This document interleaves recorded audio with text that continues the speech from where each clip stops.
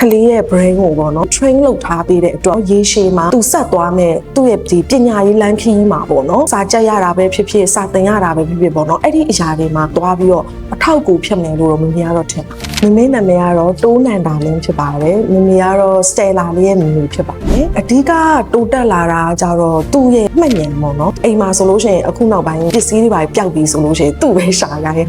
အဲ့လိုမျိုးပေါ့နော်သူ့အရင်ဆုံးနေအဲ့ဒါပစ္စည်းပြန်တွေ့တာများတယ်ပေါ့နော်သူ့ရဲ့ဒီမှတ်ဉာဏ်မှာဆိုလို့ရှိရင်နောက်တစ်ခုကကြတော့ long term memory ကိုပါသူကပြန်ပြီးတော့မှတ်မိတာပေါ့နော်အဲ့ဒါလေးတွေတိုးတက်လာတာလည်းတွေ့ရတယ်ပြီးတော့သူ့ရဲ့အာရုံစူးစိုက်နိုင်မှုပေါ့နော်လူကြီးကစကားပြောတာပဲဖြစ်ဖြစ်စာအုပ်ဖတ်ပြတာပဲဖြစ်ဖြစ်ဆိုလို့ရှိရင် focus ထားပြီးတော့ပေါ့နော်အာရုံစူးစိုက်တဲ့အပိုင်းတွေလည်းတိုးတက်လာတာတွေ့ရတယ်ဒီချယ်တွေကကလေးရဲ့ brain ကိုပေါ့နော် train လုပ်ထားပေးတဲ့အတွက်ပေါ့နော်ရေရှည်မှာသူဆက်သွားမဲ့သူ့ရဲ့ဒီပညာရေးလမ်းခရီးမှာပေါ့နော်စာကြက်ရတာပဲဖြစ်ဖြစ်စာသင်ရတာပဲဖြစ်ဖြစ်ပေါ့နော်အဲ့ဒီအရာတွေမှာသွားပြီးတော့အထောက်အကူဖြစ်မယ်လို့တော့မမြင်ရတော့ထင်တာမတက်ခင်နဲ့တက်ပြီးမှဆိုလို့ရှိရင်တော့အဓိကကတော့ဒီမှတ်ဉာဏ်နဲ့အာရုံစူးစိုက်မှုအပိုင်းမှာ Stella ကတော်တော်လေးတိုးတက်လာတော့မမြင်တွေ့ရဒီကတီချယ်တွေအရန်နှွေးထွေးတာကိုအရန်သဘောကျတယ်ပေါ့နော်ပြီးတော့ကလေးတွေကိုလည်းအရန်ဂယူးဆိုင်ပေးတယ်ပေါ့နော်မမေတို့ဆိုလို့ရှိရင်သူ့ရဲ့အားတာချက်ကိုသိတော့သိလိုက်တော့သူကဒီညာလေးမှာအားတာဒါပေမဲ့အဲ့ဒီအားတာချက်ကိုပို့ပြီးတော့တိုးတက်အောင်ပေါ့နော်ကိုကဘာလို့ support လုပ်ပေးရမှန်းမသိပေါ့နော်ဒီမှာကျတော့တီချယ်တွေကကျတော့အပတ်စဉ်ကလေးရဲ့ဒီတိုးတက်လာမှု